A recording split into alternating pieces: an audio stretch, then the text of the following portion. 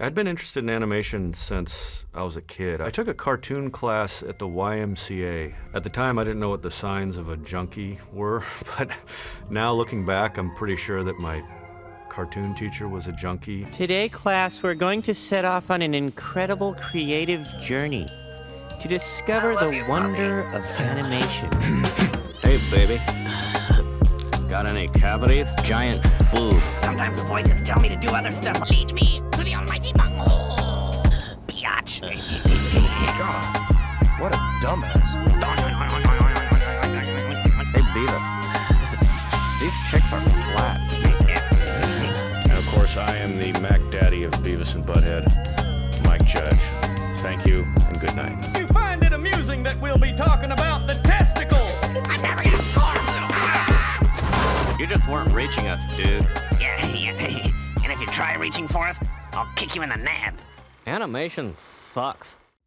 In 1993, the world was blessed with a show about two teenagers living in Highland, Texas. The show would follow them in their day-to-day lives, going to class, hanging out, watching TV, trying to get money and score with the babes, like we all do. This show was Bevis and Butthead. Beavis and Butthead was created by Mike Judge, who is also known for creating King of the Hill. Beavis and Butthead started life as a short called Frog Baseball, and after making its rounds in test audiences and not really getting anywhere, it eventually found a demographic that loved the animated short. I'm hearing my voice going, and then seeing these kids going, This said to be continued. Do you have the rest? Would you like to see more? Yeah. In fact, one kid stayed after and said, can I buy this out of the tape machine? Okay. Could you record the tape for us? You want a copy of the tape? Okay. After getting on MTV, everyone loved Beavis and Butthead and couldn't get enough, to the detriment of Mike Judge. I remember Mike's face when I came up to him and I said, guess what? We got the money to do 65 episodes. Well, he turned white as a ghost and said, I can't do 65 episodes. What? Although its rise to popularity wasn't without its controversies. Definitely got a lot of mail at MTV, some fan mail and, some criticisms. Back in spring of '94, I got a pack from a middle school. Bevis and Butthead laugh so stupid, they make my tarantula cry and puke. I am a 6th grader and I have guns. My name is Dustin. I think your show is stupid, it really stinks. Even though I'm a 6th grader, I have guns. Sincerely, Dustin. P.S. I know where you live and I'll be back. To get a better idea of the series, I'm going to go over one of my favorite episodes, Gang of Two. So we start off this episode with Todd, the local badass, beating up our two protagonists for eating nachos too loud. We're just eating nachos. Yeah, well, it was really loud. Butthead then gets the idea to stop getting beat up and start beating up by starting a gang. I just had a vision, Bevis. We don't need to be in Todd's gang. We need to start our own gang. Yeah. We then get to see what the thug life is for these two boys. How will anyone know we're a gang if we're just hanging out at home? Oh, yeah. I didn't think of that. Now what do we do, Butthead? Beavis and Butthead then struggle to come up with a name and color for their gang. We should be the Bloods. Yeah, the Bloods. No way, Beavis. It's already taken by some guys who could kick our ass. I think we should be gray. No, wait, Butthead. I think we should be blue. Stuart then rolls up and he's the perfect person to initiate into their gang.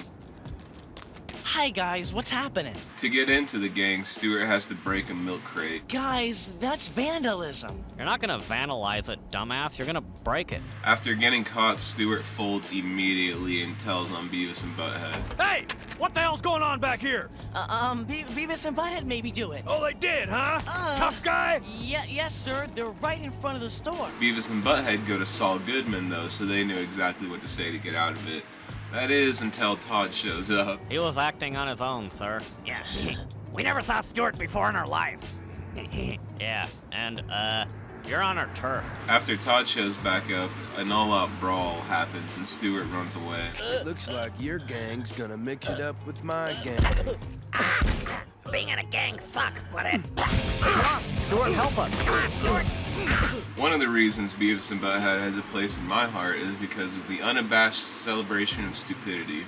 Beavis and Butthead are just two dudes living on their term, and they don't really care about the bigger picture what's gonna happen in 5 years. When it seems like everyone's in a rat race nowadays, having to have a main job and a side hustle, all while branding yourself on social media to be the most marketable person that you can. It's nice to just take a moment and turn your brain off and be stupid for a while. Turning back the clock and laughing at stupid dick and ball jokes, trying to score with some babes and just hanging out. Going back to a time when all you worried about was what you're gonna do after school that day and if Becky from science class was gonna text you back. Also, being a few years graduated from high school and realizing the real world sucks, getting drunk and watching old cartoons is how I cope with this ever so changing world we live in. Before I go, I'm gonna go over a little Wombo Combo episode, a little 2-pack that I feel just really sums up the whole series and will give you a good idea of the energy behind it. We start off with a proto Hank Hill and Mr. Anderson telling the boys about the painting job they're about to do. Now you'll only be painting the trim. And if I see so much as a drop of paint anywhere else, you'll clean it up and it'll come out of your pay. After seeing some paint thinner, a fight breaks out and both Beavis and Butthead end up huffing the thinner and getting high as fuck. Cool. No way, dude. Bunghole. Peckerwood.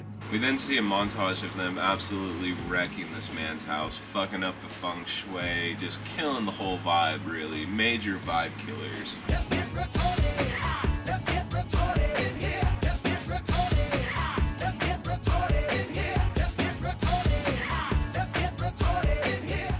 Of course, being Texas in the 90s, it was a couple of Oriental fellas that stole a lawnmower. And, what did these boys look like? I believe they were Oriental. The companion piece to that last episode is this one, Lawn and Garden. We start back with Mr. Anderson telling the boys about the job again. He almost catches the fact that they're the same people that just fucked up his house. Hey, you boys look familiar. Aren't you the ones that ran off with my riding mower last week? No. We also get a nice little homeowner's insurance joke. Luckily, I've got homeowner's insurance. You've got what? Homeowner's insurance. We also get a really nice window into the character that would later become Hank Hill. Oh boy, what I wouldn't give for 5 minutes alone with those little bastards that took my mower. Beavis and Butthead come to the conclusion that if they're cutting all the branches off anyway, they should just cut the tree down to save some time. We then get a nice little montage of some metal music and destruction, a couple of hallmarks of the series.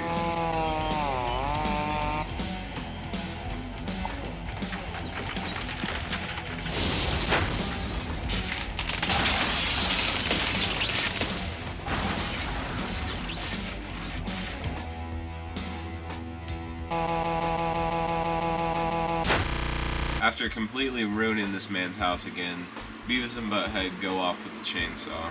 We're gonna have to charge you extra, sir. Yeah, we pruned the house too. We then see them put on a mock trial with the praying mantis where they flex quite a robust vocabulary. I know you've been sworn, sir, and I have read your complaint. It's my turn to be the judge, asswipe. Unfortunately, the defendant, Mr. Hoppy, is found guilty and sentenced to death. Saw off his tweeter. The ending shot sums up the attitude of the show pretty well, if I do say so myself. Breaking the law! Breaking the law! That was cool. Alright, well that's it for this video. I hope you guys enjoyed it. Don't know when the next one will be coming out. It'll probably be a Death Note one. I have actually just seen the Simpsons Halloween special, and they did the parody of the Death Note, and my oh my, it has my stamp of approval. If you want to see what I'm doing when I'm not posting here, I'll have my Instagram somewhere on screen, and then also the ATF channel and all of the artist affiliate channels. Go ahead and check them out. I recently put out a visualizer for KOLX's Thinking About remix. I also got a visualizer out for Tyrone and his Don't Cry. I've also been taking some college classes, so I've been busy with that. And you know, I've also been scheduling live shows, so I got my hand in quite a few buckets, but I am making more videos for this channel. I hope y'all have a good one, and I'll see you in the next one. Later. Oh no, my pizza's ready! Tag out, man, tag out! I'm a Barbie girl in a Barbie world, wrapped in plastic It's fantastic. Come on, Barbie, let's go party. Yeah.